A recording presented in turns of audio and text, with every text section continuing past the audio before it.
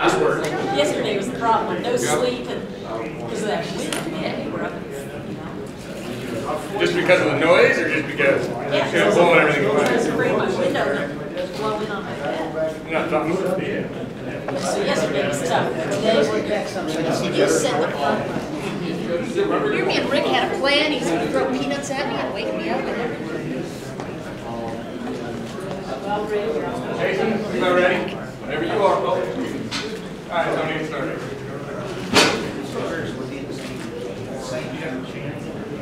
Oh, I can put this on. Are you recording? I'm going to put this on. Next out there.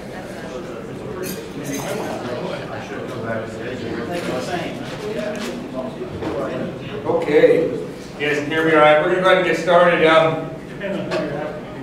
Good morning. My name is Rick Laplante, and today we're going to talk about how to use financials to make operational decisions. And I guess the first thing I want to say is there's probably a lot of people in here who do this well already.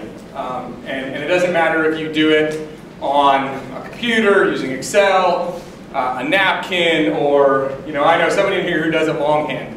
And that's perfectly fine. So the point of this conversation is to just remind everybody through an example how to use financials to make operational decisions. The example that we're going to use is My Cattle LLC.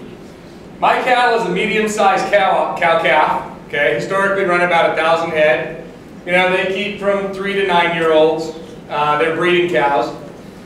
They've historically sold their entire calf crop, heifers and steers. They've recently grown their carrying capacity through some leases and some improvements and these kind of things. So they're going to retain their heifers, okay, and they're going to breed them. This is the year they're going to do it. So we've got a guy named Jim. He's the CEO. He is a traditional cow-calf man. His family's ranched here for 60 years. He took over from his father, who was in charge before him. So you kind of get the sort of management has been passed down. He's also the ranch manager, responsible for the day-to-day operations of the ranch, responsible for hiring whoever's going to calve them heifers, those kind of things, managing them. And by default, and this is how usually things get done on this ranch by default, well, they're just going to take some of their extra bull power, and they've got some low birth weight bulls, and they're just going to retain them heifers and throw the bulls in with them and breed them up and calve them themselves. Does anybody know anybody who would do similar things?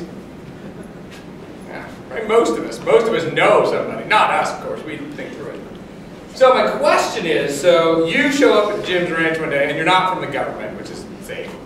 But you're as a consultant, and you tell Jim, you say, I think we should consider this Wagyu breed cross. I think we should consider this cross for your heifers. How does that conversation go? It usually, well, I've had this conversation. And it kind of goes something like this. I am paying you for what? Right? What? You know nothing about this cattle business. We are cow-calf operators. We sell Angus calves. We sell calves. That's our business. Don't you understand? The calves come out of our 3-year-olds or 9-year-olds, and we sell them. And we have a reputation to uphold, and people have an expectation of what our calves look like. Anybody heard these arguments before? Yeah, of course. So this is a bad idea. And then when you get through all that, you usually get down to, well, that just sounds like a lot of work. It's probably not worth it anyway. Okay, so what I want to help you guys with today is to figure out, through this example, what kind of information you have to figure out, is it worth it? I'm not going to tell you should go breed your heifers to Wagyu, although you might have to look at the numbers and go, well, I really ought to. But it's the process of going through this that's going to be applicable to any of these business decisions, whether you're a farmer, a rancher, any of these things. It's about going through this process more than anything. It's going to be kind of hands-on. Yesterday was a little more ethereal when we talked about ranch or leadership and agricultural leadership. Today we're going to talk about numbers. It's a little easier. So I guess what we're going to walk through today is we're going to talk about establishing a goal. Right? We're going to start by, well, what is it that we're trying to do? And then we're going to do some research, which is important. You probably should recognize that you may not know everything you need to know. Then you need to understand the driving factors. And we'll talk about the difference between, you know, a model or a partial budget of a couple of enterprises from your, you know, your entire budget or your entire P&L, where 90% doesn't move whether you're going to do A or B. So there's really no need to, you know, clutter your analysis with all of those pieces because there's the same in either. So we're going to talk about how to just understand the core pieces. We're going to define some scenarios, create these partial budgets, analyze the impacts and this is an important point, both on the current year's operation and on our success or failure in the current year's operation if you had a financial document and if you had to choose between the P&L or income statement, same name, or the balance sheet. Which one of those is going to tell you how you do on a 1 year basis? Anybody? Anybody who's had ag accounting at the college? Your P&L, your income statement, your profit and loss. That's where we capture on a year-over-year basis, you know, how the 1 year operation looked. But we know in this business, well, first of all, when you have a year production cycle and it usually goes over a calendar year, that you can't really accurately capture the value or cost of something by just looking at this year. And you guys make those decisions all the time. You make decisions to do something this year that's going to cost you to even lose money out of this year because next year you're going to recoup it or many go a year. So that's the difference. You know, you got to remember the P&L is about a year basis. Your balance sheet is about the historical performance of the business, and so we'll talk about that. And then tweak, repeat until you feel like you've really fleshed this thing out and make the decision. So I'm going to talk about this, then I'm going to hand something out. This is the brief version of Ranch Economics 101. Okay, on one slide. So it fits on one slide, so it's not very deep. I want you to just think about, there's really three ways that you have to look at your business. You have the historic, right, which is from the beginning of, not time, but the beginning of your business, or at least the beginning of, well, you've been keeping records. Through today, your balance sheet tells you the results of those decisions. Does everybody understand the balance sheet? So I'm just going to spend like 45 seconds on it. That balance sheet says, this is your net worth. These are your assets above the line. Why is it called a balance sheet? It has to equal zero together, added liabilities and right. It's like on one hand you have assets. And that is current assets, like how much money you got in the checking account, livestock you hold for sale, seed that you've harvested that is, you know, sitting in your warehouse ready to go. Current assets. Fixed assets, your factories, your cows, livestock held for production, your tractors, you know, all of those kinds of things. So assets, everything you own, and the value of those. And not the value after, you know, you subtract out what you owe for them, it's the value of them. And then on the other side, so you're going to add all those up and it comes to some nice number. And then on the other side, of course, you have your liabilities, what you owe. And you take your liabilities and it's usually, you know, your operating loans and your loan for that tractor and your loan for those cows and, you know, et cetera, et cetera, et cetera. And you add all of those up, and when you add them up, they don't equal. Almost never. I mean, it would be a rarity that those two things equal. But the rule of a balance sheet, they have to equal. So there's one more thing we add in over here on the liability side, and it's called equity. And there's a few other things, and I'm not going to talk about retained earnings and those kind of things. They'll clutter this discussion. But so you look at that and you say, well, if I have $1 million in assets, and I have $800,000 in liabilities, those are the two things. What's the other number I have to add over here?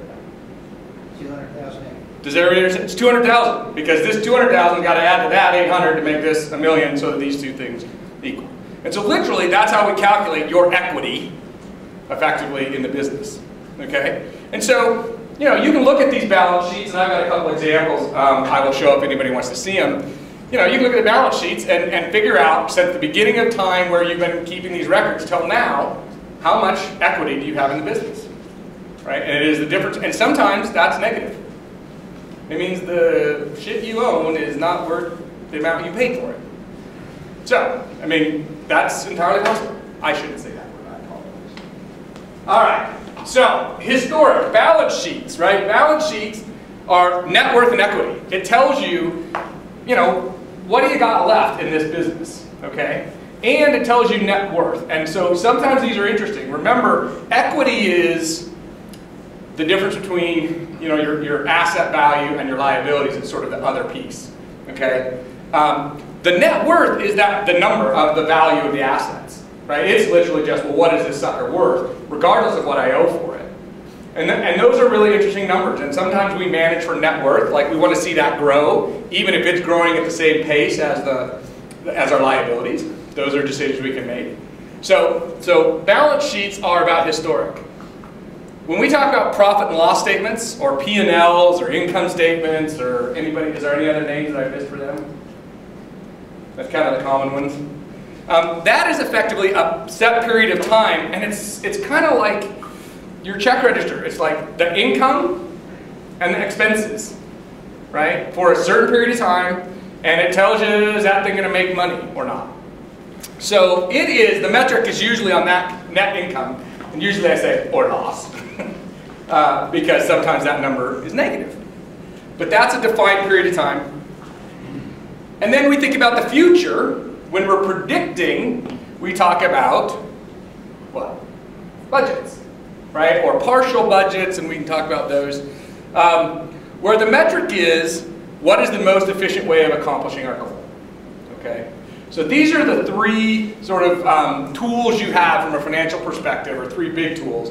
Your budget, or your balance sheet, which kind of gives you historical, your P&L, which kind of talks about a specific time, usually on a year-by-year basis, and then your budgets, which is what you use to predict what next year is going to look like. All right. So, we're going to start off, and I already said we have to establish a goal. So we're going to try and establish a goal, and here's the goal that we're going to establish together. You have to accept this as our goal. That we're going to retain our bred heifers and insert them into our current production livestock system. Okay? Could we have made a different decision? Could we have said we want to retain our bred heifers and do something else with them? What? What else could we have done? We could have sold them. So, that difference, that clarity in saying our goal is, in this case, to retain those bred heifers and insert them into the livestock production system. In other words, we want to grow. Remember I said we have more capacity? How did we get more capacity? We had some leases, we improved our pastures, whatever it was. We planted some new grass. So we have more capacity. So our goal is to actually, the goal of this whole exercise is to get more 3-year-olds, more heiferettes, right? Okay, if you don't say that, if you were to say our goal is to retain those bred heifers and to sell them, might you come up with a very different answer than we might come up with today? Yeah, you might come up with a very, very different answer. So, that's our goal. Everybody keep that in mind. That's backwards. So, we went out and did some research, okay? I'm fast forwarding. What's the next thing? First thing we establish a goal. Next thing is we do some research. And let's say we went out and did some research, and this is what we found. Let's say that we found that this Wagyu breed has some benefits. That they have very small calves. Now, you'll notice that they have very small calves is also a concern. They have very small calves, but the death loss for calves is on average about 2.5% less than a normal heifer-calf operation, both for the calves and also for the breeding herd themselves, because they just squirt them out. Just hey, there's a calf running around. Most people who do this, and it is bolded and underlined for a reason, calve out, not in. How many of you would dare take your bred heifers that either you bred or somebody else bred for you and just kick them out and go gather them? Some people. Most people, the standard, I should say, maybe for a better word, The standard is, of course, you calve your heifers in. And that costs feed, and that costs labor. So these calves, these are about calving out. And generally speaking, calving out and having a higher calf crop. That seems very at odds. But this is what let's say this is what the research shows for these Wagyu calves. You have, what else do we have here? There's a small but growing market, and you have price support. And what I mean by that is somebody will pay you a premium to make a Wagyu calf. Okay? Did everybody know that? Does anybody want to guess what the premiums are before you look at the sheet on front of you? Yeah, they can be anywhere from 10 cents to 15 cents to 20 cents a pound. Does the breed association pay any premiums, or do one of the programs to bid on your calves? So, a breed association as in like the Angus? The Wagyu. Oh, well, I'm not even sure there is a Wagyu breed association. Yeah, there is. Oh, is there? Yeah, I have no, it's usually private contract. The companies who are, at least what I've seen, and you know it's a great question for more research, is what I've seen is that it's private contract, but the private you will not do this, generally speaking, you will not do this without price support, because, see point 1, those are smaller calves. You know, for the same inputs, you're going to get a 60, 70, 80 pound less calf. So you're probably not going to do that, you know, in and of itself. That might not make enough. And so these contracts basically provide an incentive for you, which roughly covers, as you'll see in the model, it roughly covers the cost of the smaller calf. You know, these are very easy on the mothers. Why is that important? Because these are smaller calves through the entire time until you wean them. Why is that important? What are we trying to do? These heifers are bred. What are they next year? They're heiferettes. What is the worst, whatever some people call them cows, 3-year-olds, we call them heiferettes, but that 3-year-old cow, what is the worst breed up historically on an age of a cow? Second breed up. Heiferette, 3-year-old, second calf heifer. If we ought to have one term, it'd be kind of nice. That's all the same animals, right? And that animal is the worst breed up. Why? She's still growing. She's growing. Oh, yeah, she's growing. Calf sucking on her, big 100-pound calf. Shit, she's 900 pounds to start with, right? Very, very difficult. So we can drop off at 3-year-olds. It's not uncommon. Well, this year, 50%. There are guys up in Broadish are 50% 3-year-old breed up. You know, a nice. What's a good breed up for 3-year-olds? No, I mean 80, you know, you're doing pretty good if you can breed those 3-year-olds up at 80, 85% maybe. Okay, so these are really easy on them. It turns out that the data suggests that whatever your management system is, you will see about a 6% increase in breed up on a heiferette that has a Wagyu calf, because the calf is so small and she's got an average of like 1 body score higher with consistent management. You're going to see about a whole body score difference on that calf. Or I'm sorry, on the mother as she's going into breeding as a 3-year-old. You know, and you're like, if you've ever seen a Wagyu bull, you do not want one on your property for long, because they're the sorriest looking things. It's kind of like a cross between a water buffalo and a camel. I mean, they're just the most oddest looking things. They're really big in the front, and their hind end is about this big, and they're just funny looking. So you want to get them in and out. So you don't want to buy these things, and they're probably expensive. So you can lease them, you can AI them. So we find out all this, okay? We also have some concerns. We worry, can I sell the calves? Yeah, that's important. They are going to be small. What if I change my mind? Now I've got bred heifers that are bred to what? When you go and sell them?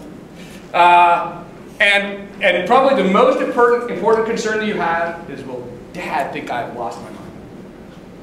Believe it or not, that is probably one of them. They're like, well, I'm not sure we could do this out here. You know. So, all right. So does that make sense to everybody? This is our research results. These are roughly true, by the way, research results for this. There are probably others. There are other great questions you might ask. Are there better premiums? Those kinds of things. But the point is, you need to do your research on kind of whatever the thing is you're looking at. In this case, we're looking at this Wagyu calf deal. So I'm going to stop before I tell you what I think they are. I'm going to ask you guys, what are the driving factors in heifer calving? Like costs, what are they? I mean, what are the costs associated with breeding and then calving heifers? What are the big ones? Feed's the big one. Yeah, carrying them. Somebody else says The open one. the open ones. Right. Boy, whew, that comes right off. Right. Interestingly enough, the open ones make your P&L look good. Right. Now we're going to talk about this. Right. The open ones make your P&L look good because they are revenue this year. Because you take them, they're open, you sell them. The problem is, it makes your balance sheet look horrible. Right. Because you are selling them, and now you don't have that animal to make calves for you anymore. And so it's important. Like some people will look at that and go, when I do this, and they can look at these lines and they say, well, you're actually making less money this year, Rick. What? Why do you say this is a good idea? Because we have this much more, asset on our balance sheet that's not just this year, but next year and next year and next year and 10 years, 12 years out. So the opens, the feed, what else? Labor. Who is going to calve them suckers? Oh, no, we're not talking 20, where you and you're going to walk. We're talking 400 or 2,000, right? So you're going to day calf. You're going to night calf. You're going to have people there 24 hours a day making sure they don't miss mother, right? And once they have the calves, you mother them up, you get them kicked out. She's having a problem. You pearl them the calves. This is why heifer calves are cheaper than 3-year-olds. Because nobody wants to work. Nobody wants to do it, and certainly nobody wants to pay. So labor, that's another good one. So feed and labor and the opens. Yeah. Facilities, yeah. Do you have the facilities to calve them in the first place?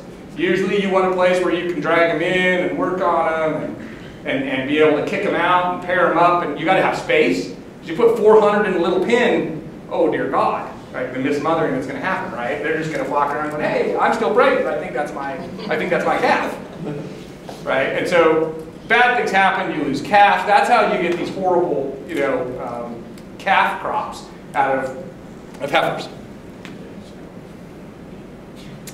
So we kind of talked about them. What are the costs? Feed, labor, vet med. Them suckers, you're holding them in for 45 days. 60 days if you're just a glutton for punishment. You're trying to calve them in a 45-day.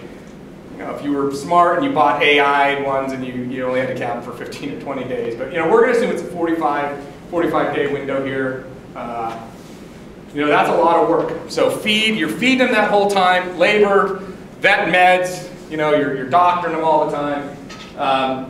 And then the revenue side, the size of the calf, we sell by the pound. The size of the calf is an issue, and the price that we get for it. The calf crop, which we talked about, and the open, the rebreed that coming year. So can everybody live with these are reasonable drivers for a heifer development? I keep looking at Brad because I know Brad does a lot of this stuff. So does this seem about right? Okay. So let's jump to the first part of that. You guys all should have a sheet in front of you. And the top part of it comes up for the revenue model. And interestingly enough, I think this thing has a little pointer. Ah! That's not the right button. What did you do? Not really clear. Ah! All right. Ah! This is the wrong button. So one of the things we said, remember as we go down, if you go back to the slides where it says we're going to create some goals, we're going to do some research, we're going to do some scenarios. What are the different, well here are two different scenarios, really three. Our current plan, we're just going to take them, throw the Angus, extra Angus out there. A bulls with Wagyu, we're going to, in this case, we're going to talk about leasing some Wagyu bulls. And in this case, we're going to say, hey, what if we AI them?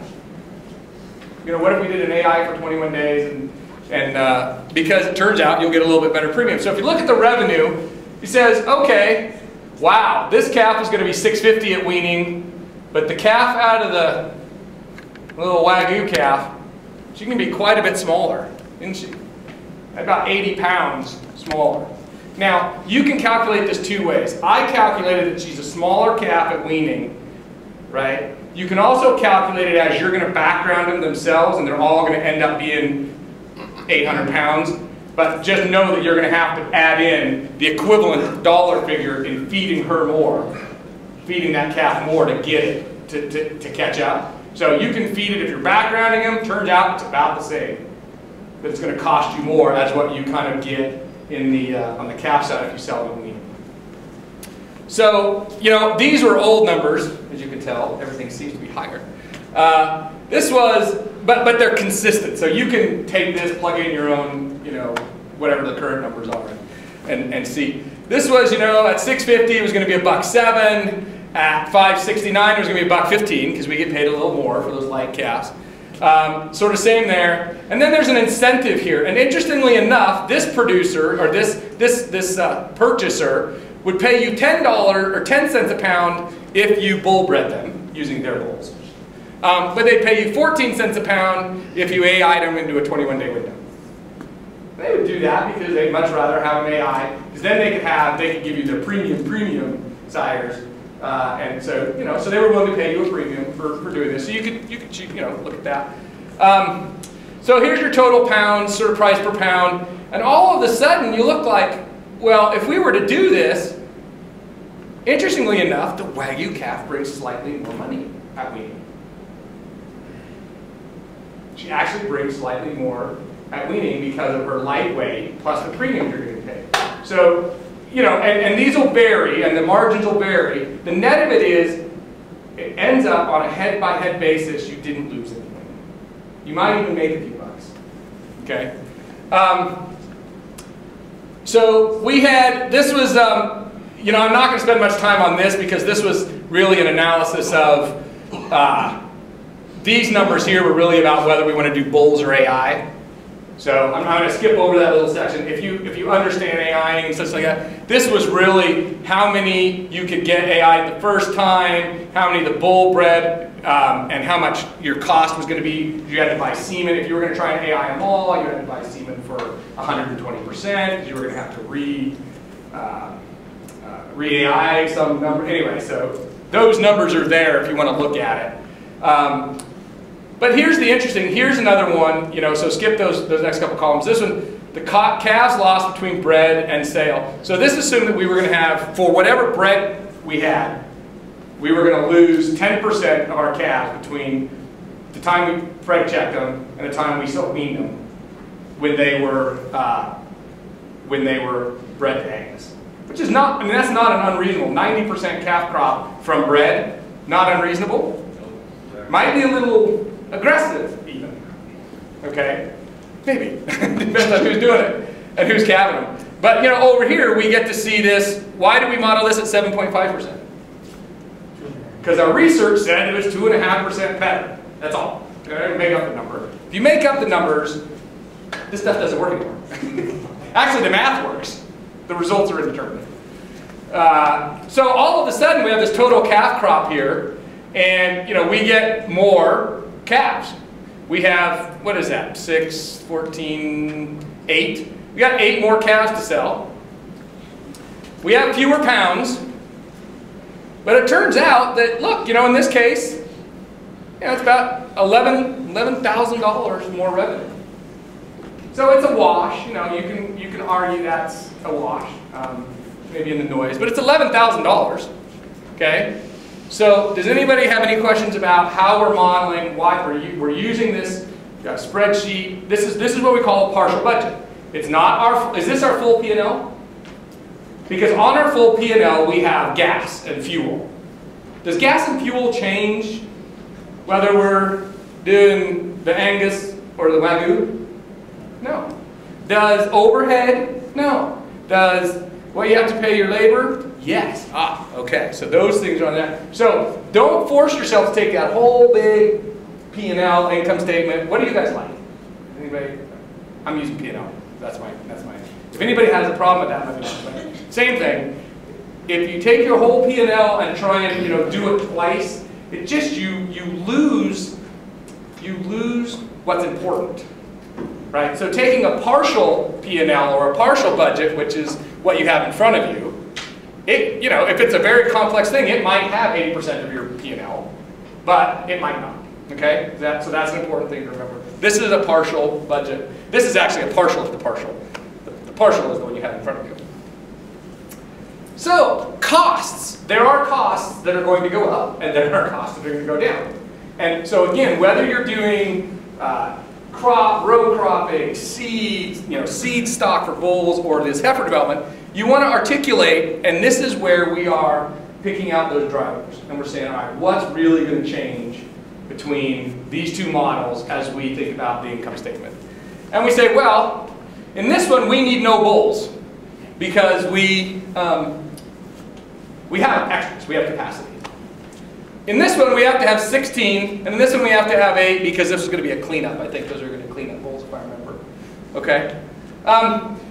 Incremental bull costs. So we have no incremental bull costs here, but here it's 150 bucks. That's what the guy's going to charge you to lease his bull. He's going to charge you $150. Is this the cost to carry that bull? No. Why is the cost to carry that bull not on here? You're going to carry him anyway. I think you do have a cost on Angus bulls. Yes, absolutely. And if this were a full P&L, we would have the cost of the Angus bull in there. But the reason I don't show that is because we're going to carry them. Some will argue that wagon will cost less because it's a funny looking animal and it won't eat as much. But the net of it is we're going to assume that it's a wash. So we don't need to talk about it. We don't need to think about it. We don't need to clutter up our analysis with the cost. But you're absolutely right. There is a cost, and it's probably the same for both, so we leave it off this analysis. Because you're getting rid of the Angus bull. Yeah, because you won't retain a bull that you probably took the sale or, that kind of thing. So, look, we've got $2,400 in expenses here. Incremental. Remember, it's still a cost, whatever it was it cost to carry your bull, $350 a year. Interestingly enough, it's not really the same if you want to be really precise, because you're only keeping this for 5 months.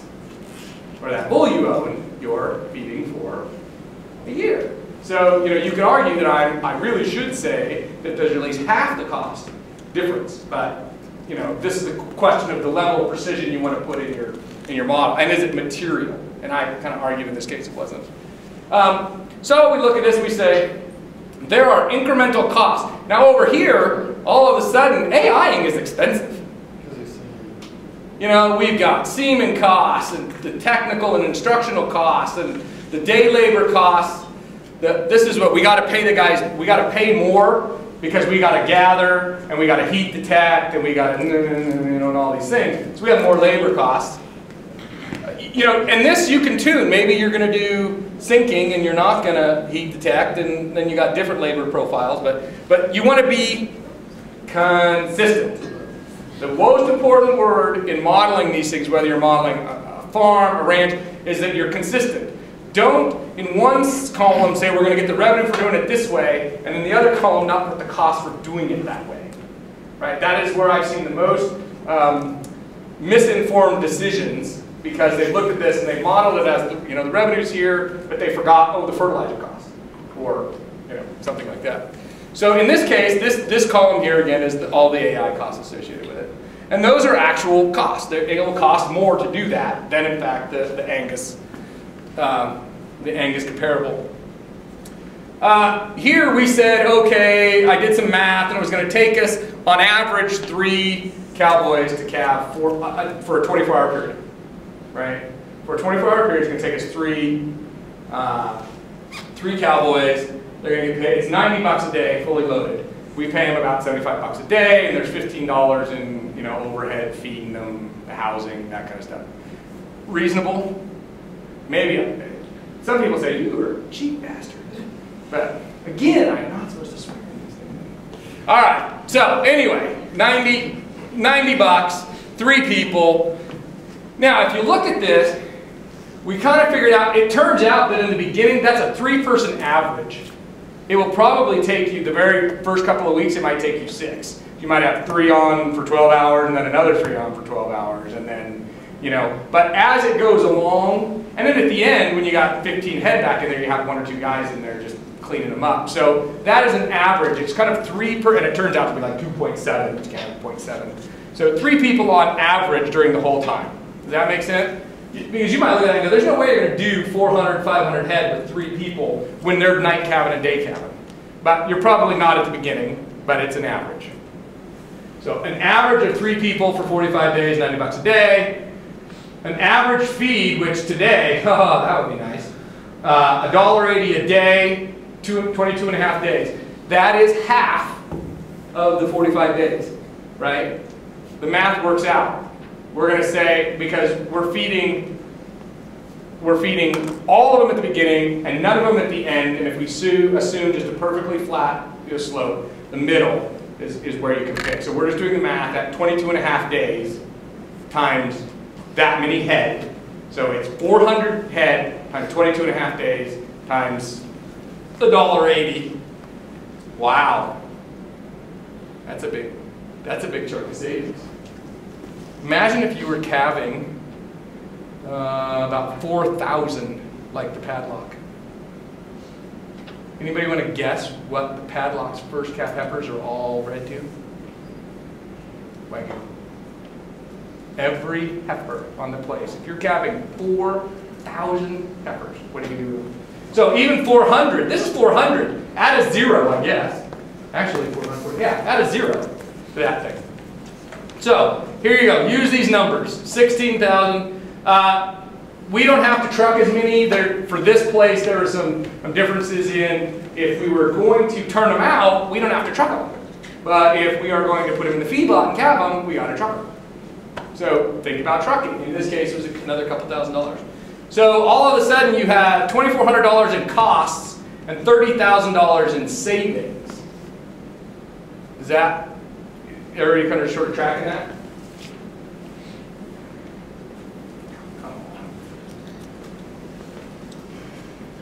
So as you can look at the bottom of that budget, that partial budget, and it's really only the meaningful pieces, what does it say? It says, you know, it's about $39,000 for 400 head.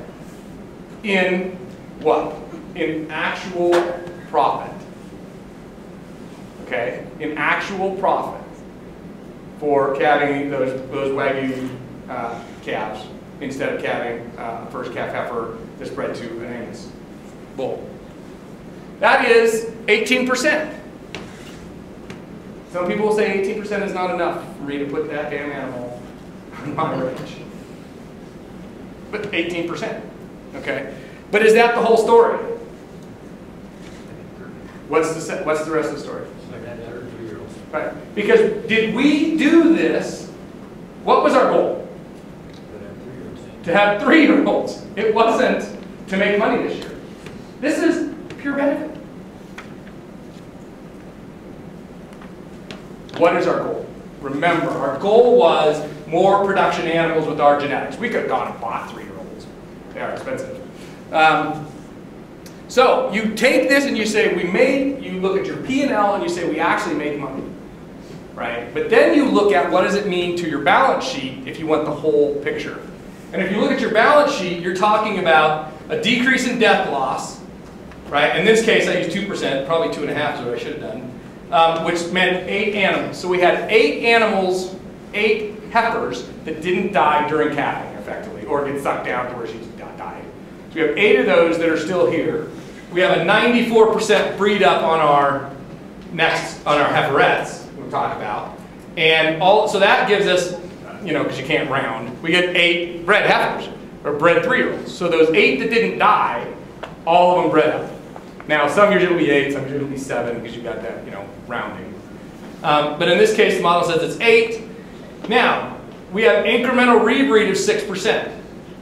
So for all of the other heifers that would have been around anyway, we get an extra 6% of those that were bred. Instead of an 88% 3-year-old, we get a 94%, I think, in this model. So we get another 22 heiferettes that we don't sell as open. For a total of, so this is an interesting one. Remember when I said you have to be consistent when you're modeling things? I want you to look at this number right here. This says the difference in a bred heiferette versus an open heiferette. So we're only accounting for the loss, right? So in other words, when I multiply out 22, I multiply it times 525, and what I'm saying is that at the end of the year, we would have either had an open, I'm assuming we hadn't sold it yet, we would have either had an open that was worth 1,000, or we would have had a bread that was worth 1525. Does that make sense? So you can't count 1525 multiplied times those, because then you're double counting. Right? So I'm only counting that the difference is, 5 1/4. So it is 5 1/4 more value in my herd times 22. So that comes out to another $25,000 increase in asset production. So if you take that total impact, and we're going to use the terms again, if you look at your P&L, your increase in profitability in 1 year, you're looking at about $38,000. Your balance sheet impact of another $26,000, you're looking at about $65,000 on a 200, and I think the original model was 215,000 if you did just the Angus, something like that. That's 30% profitability by making this decision.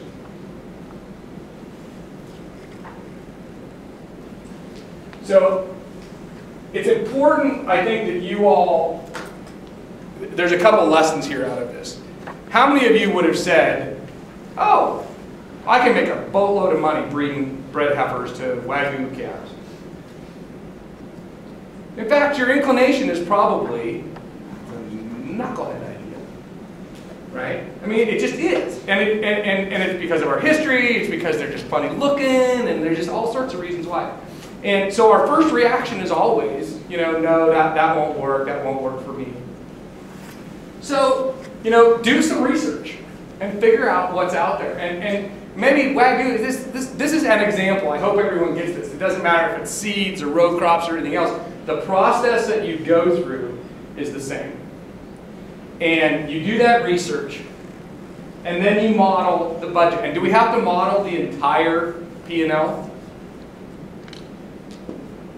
Right? No.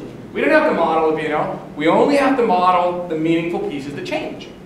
Everything that's going to be the same, whether you do one or the other, you can just ignore all those things.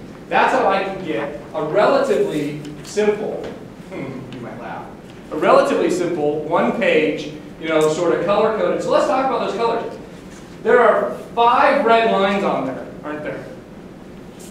I do that for a reason, because those are what we call, in the modeling, in the business that we call them, the things that are the drivers of the model, or that the model is most sensitive to changes in those numbers.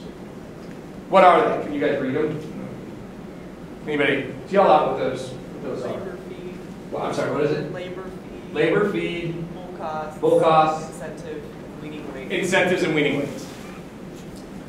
Is that kind of what we said in the beginning? Labor, feed, bull costs, incentives, and price support, effectively, and weaning weights. So you can even really focus your analysis there and say, well, what if? And then you have this spreadsheet and you go, well, what if the incentive's only 8? What if the difference in weight is 100 pounds? What if, but you don't have to say what if, some of those other ones, because the model doesn't move all that much on those other things. There are really only, 4 or 5 things that drive it. So what if you got to keep bulls and feed them and not use them? And what if you sell those bulls? And what if that premium goes down and you want the bulls back because you say when the bulls get a year older, all those things you got to figure into that, because really you're saying this is kind of like, yeah, you can do part of your ranch this way, but it's jump in, or you got to get rid of your bulls, or you got to deduct that from that $60,000 if you're keeping bulls if you're not using them, or you got to figure out where to lease your bulls somewhere else. Yeah, so those are all very good points. And in this model, it was we would historically, because we don't keep our heifers and breed them at all, we would historically sell those 5-year-old bulls. But this year we were going to keep them so that we could, so it was sort of we were going to keep them anyway, or they were going to get sold. So we didn't have to account for it. But you're right, if in fact you were worried about the risk of, what if I don't like this and I want my bulls back, you could, and this goes to your sort of comment this morning, though, Kelly, which is you can model the risk to the nth degree and convince yourself that this is not a good idea. What if my dad doesn't like it and takes the ranch back and I'm out of a job? That's going to cost me $60,000. So I have to put a minus $60,000 in the model. This is a bad idea. Like one example. I can tell you why this is a horrible idea by making up anything. And so you're right that you have to look at sort of risk tolerance and you know, in that case, am I worried that I might have to go back and buy, if I sell these bulls now and I got to buy them back next year, you know, what's the incremental cost? Yeah, you might want to model that if you're really not sure, but it's a great point. But those are, so you're looking at the things that the model is really sensitive to. If I'm off on what the premium is, or what the difference in weight is, or what my real labor savings is, that will move this thing meaningfully, right? And so those are kind of the ones, and that's why I tend to highlight them in the model and say, there's lots of stuff I want to make sure, but then there's some that I want to make sure that I'm not. So when you do your research, how do you model future premiums on Wagyu and saturation market and all this? How do you figure that in? Is there any way to get, you know, it's pretty much a wag. So I want to, I didn't really talk, we talked about sensitivity analysis. Interestingly enough, just on this Wagyu thing, and I'm not saying it's the greatest thing and you should go and do it, but if you are breeding heifers, I encourage you to look at it. One of the things that you get to do, which is really a nice benefit that doesn't usually happen with private contracts, is most of these companies will allow you to use the CBO board, as a future to choose the price that you want. So today, I sign normally if I sign a contract with somebody, we're going to agree on the price today. And they're going to tell me I'm going to give you this percentage, and that's the way it is. With most of these Wagyu contracts, I agree that I'm going to deliver you calves, but I get to choose the point at which I lock in the price. And it's all driven by so I can use the futures market. And I can lock in a price 11 months out. I think Jason can talk about the futures market next. Oh, well, last. Hope you guys all saw it. So you can do things like manage that risk by saying, I'm going to I look at the futures market, I like it today, I call the guys up and I say, this is the price I want. They look at the futures market and they say, okay, it's this, so I'm going to add your 14 cents or whatever. And so you can manage some risk that way. You can't manage it out, 10 years. Here's an interesting anecdote. Anecdote, meaning single data point, the trend can go anywhere from here. But this ranch did this the last 3 years. Last year, decided to sell 1,000 of the bred heifers. They had, for reasons they needed to do, they were going to sell 1,000 of the bred heifers that were bred to Wagyu. Do you know how many bad words I was called? Right? Because they're like, oh, what was our concern? Our concern was we've got these heifers that should be worth $1 zillion are going to be worth dirt because, they're bred to this Japanese funky breed that nobody wants, right? So, okay. So they publicized that these are going to be for sale. They took them to the auction house. They outsold at about $80. And this is a large sale in South Dakota, not like your little Warland livestock auction. This is, 8,000 head of bred heifers coming through this place. And they were the top seller because somebody, and they were out of Minnesota, had done their homework and said, can I transfer that contract? And the company said, well, of course you can, because we want the calves. Top seller, bred heifers. So, will that exist forever? Who knows? But if you go to San Francisco or Seattle and look on the menu, Wagyu or American, they call it American Kobe beef, which is hilarious. But that's it. That's what you're buying. You're buying this. Please don't tell the consumer this, but it's a half Angus, half Wagyu at best, because it's an Angus cow. But that's what you're buying. So you're right. You cannot predict it long term, but if you can generate a 30% profit margin for the next 3 or 4. But you also have to be attuned to long-term trends. Absolutely. And say, I'm ready to move again when I need to. Right, and that's that whole notion of doing that research so you're kind of on the uphill side as opposed to the downhill side. And you want to know when this Wagyu trend is played out and Longhorns are back in. You want to know that. So This tool can be used to help make any decision. Yeah. Do I want to buy, if my neighbor's 200 acres are up for sale, do I want to buy it and expand? Same situation, once I buy it, if I want to get out of it, then I've got to get it sold, A lot of times, once you make the decision, it's hard to get out of it, put it in the model, but it helps make the decision on any type of decision. What I'm currently doing to what would happen if option A, option B. Well, it usually, this works best with one option to another. Now, you can do another one looking at options C or D, but what I'm doing now compared to if I make this change, am I going to make more money? Yeah.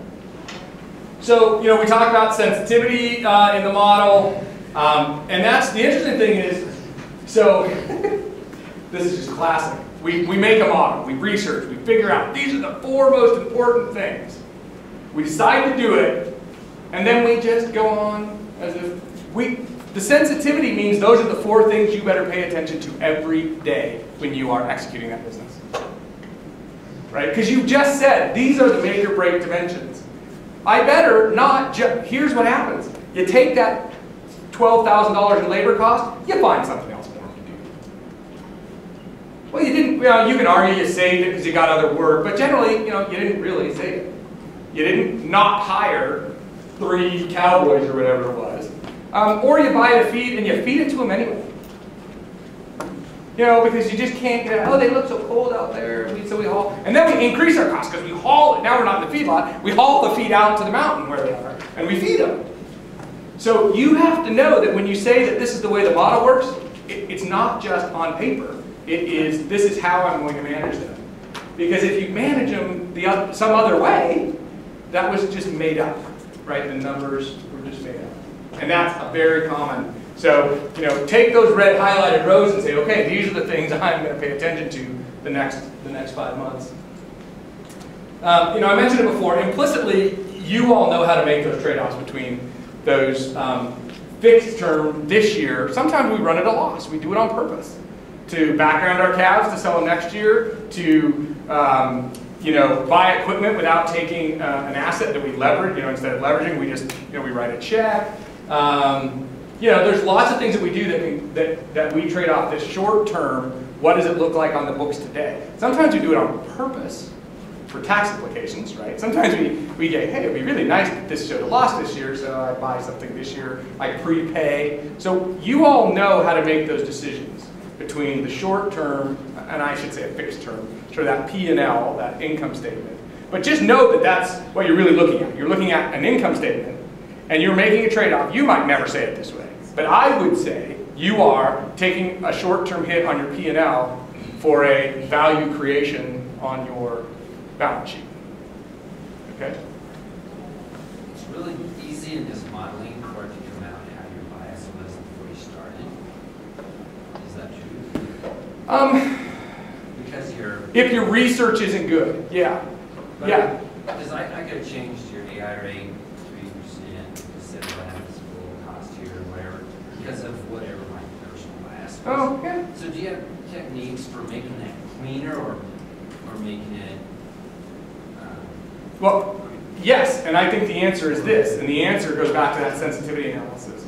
If you change the AI rate plus 3% or minus 3%, if it moves the model $1,200, then I don't even care about it. But if it moves the model $20,000, something meaningful, then I highlight that as red, and I go, okay, I better know that that's the real number, right? And the second thing I do is sometimes, and this is getting a little more sophisticated, but you can take this model, you can take it, and you can run once you've built it, you can run it 7 times on your sales sheet with just different numbers. And that's what we call a true sensitivity analysis. Once we know what these are, what does it do if this number is 3%? What does it do if it's 4%? What does it do if it's 5%? And then, interestingly enough, what we do is we'll build a separate sheet and then put all those numbers in there. So you can just look at that one and go, well, if I'm right that it's 3%, these are the numbers. But if I'm wrong, or if hay is this, if it costs $1.80 to feed them, but if it only costs $1.20 to feed them, this is what the answer was. And so you can create a final sort of summary sheet that says, with all of these different permutations of the model, you know, these are what the numbers come out. Now you have, at some point, we cannot substitute, the computer cannot, the model cannot substitute for your judgment, and then you get, and you're right, you are then going to be biased about what you think is the most likely. But it does tell you, if you're wrong, which ones you don't mind being wrong on, and which ones you don't want to be wrong on, if that makes sense. Does that kind of answer your question? But yeah, I mean, if I'd asked the ranch to do that design, that model, it would have looked fundamentally different to start with, because they wouldn't have said, you know, they didn't do the research, they wouldn't have said we got anything, they wouldn't have said we got to save our labor. You know, it would have looked like it was a disaster. Why did you even think about this? So you have to really be careful about your personal bias. But it also doesn't mean if you've got knowledge that, and you might look at that and say, because of my experience, I can make that AI number different. And that's what makes it work for you. Where I go, hell, I hardly know the working end of the cow. There's no way I'm going to be able to do that AI or hire the right person, so I'm going to use a lower number. But because of your skill, you use a higher number. We might have total, you know, a different decision. Yeah, so like on this one you were looking at, the whole thing that makes it work is those guys have enough scale that they can get a contract with the YUB. So Yeah. they only have 30 heifers, no way I'm getting that. Right, and that's a really important thing. So there's, we call these in models like this step functions, right? And the step is for these contracts is about 100. They want a truckload. No, you don't got a truckload, or you got 120, only model 100, only breed 100, because they're not taking the other 20 to pick up, right? And you're going to take them 20, and then you're going to take 20 to BLS that are bred to Wagyu, and they're going to hand you your shorts, right? So absolutely, you have to know that these contracts come in bundles of 100, and you know, a few here or there, because they're really going on semis and how that works. But yeah, you absolutely need to know that. And if you've got 30, this doesn't work for you. And if you've got 150, you got to figure, what am I going to do with that other 50? So that's a great point. Absolutely. So that's it for me. Other questions you guys have on, you know, Wagyus in particular, this model, or how to apply this to, you know, any sort of business problem that you're coming up against? Yes, sir. So those guys are weaning 650-pound calves off their 2-year-olds on their Angus, because that's what I had on here. Off of the... Of the Angus. Oh, that was the 650s. Yeah, something like that. That'd be small. Well, it depends on when you're counting. Actually, it was interestingly enough, I think, I can't remember for this model. This model actually might have been not at weaning, but they back under themselves for a few months.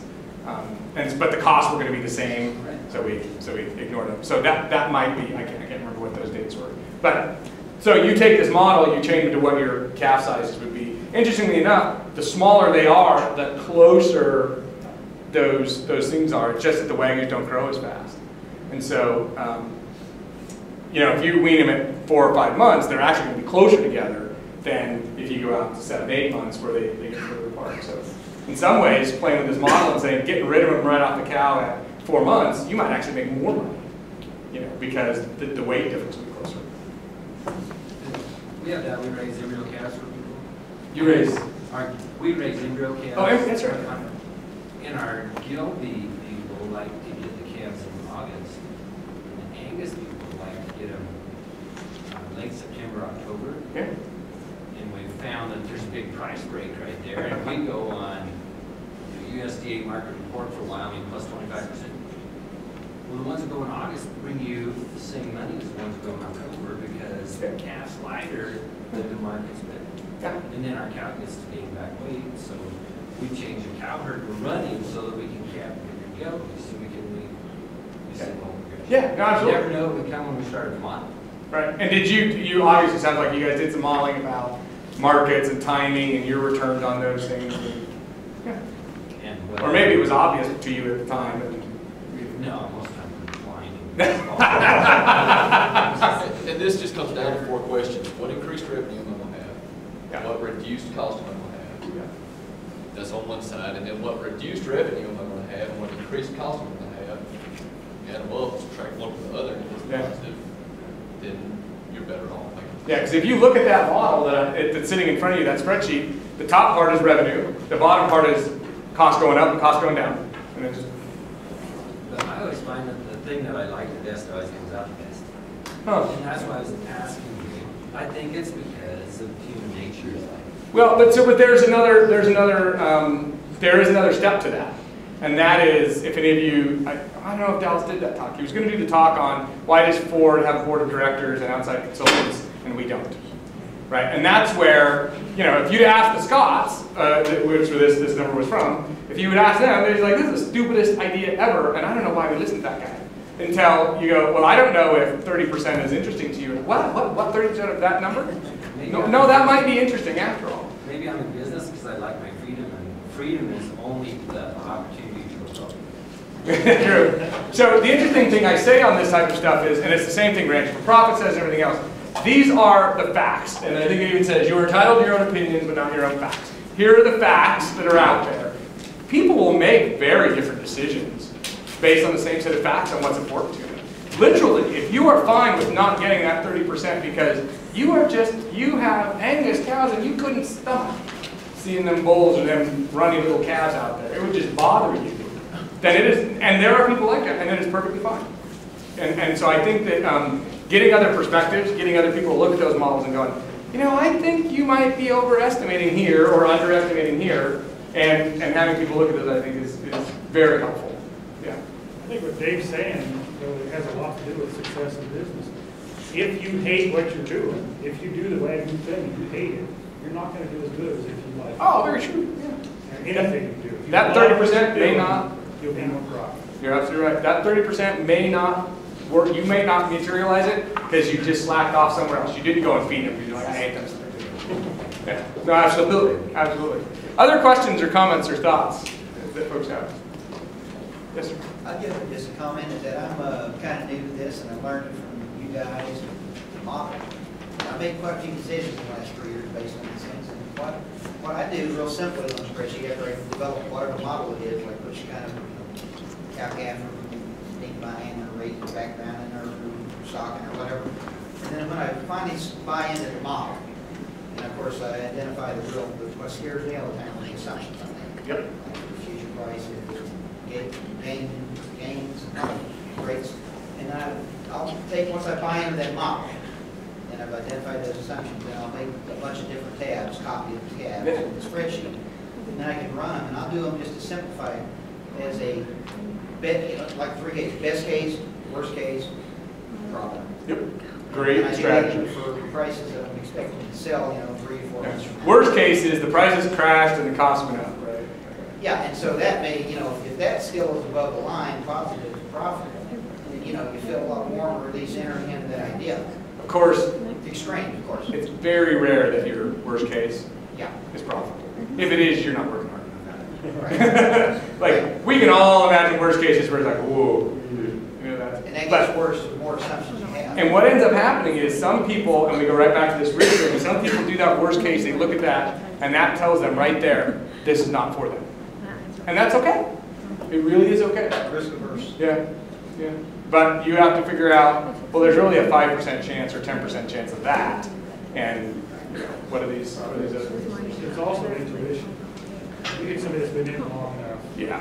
There's a huge thing that, a guy that's just starting out, trying to analyze all this stuff, doesn't have that capability to say, this looks like it'll work, because 20, 30 years of my experience says this works. Yeah, and that's a fantastic point. I mean, so these younger generation people, I like to think I'm younger, but not anymore. I'm older every day. But that, my generation coming over, somebody like me who comes in with no real ag experience 6 years ago, 7 years ago, I literally didn't know anything about a cow. What you fed them, anything. 1 calf, 2 calves a year.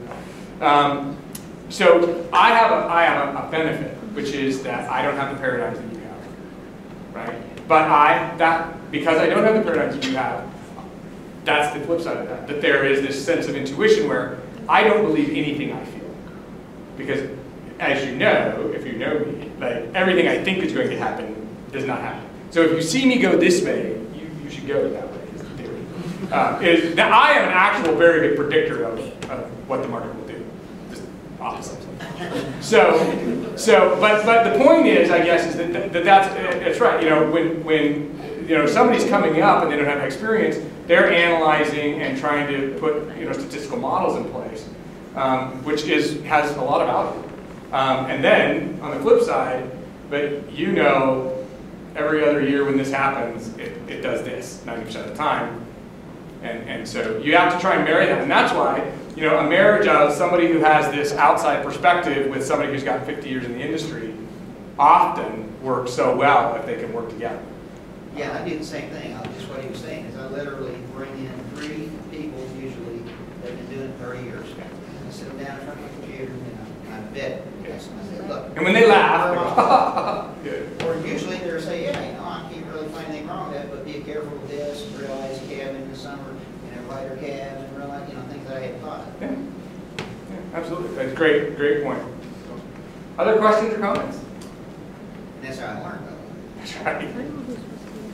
You improve your model over time. All right, thanks everyone. Y'all would please.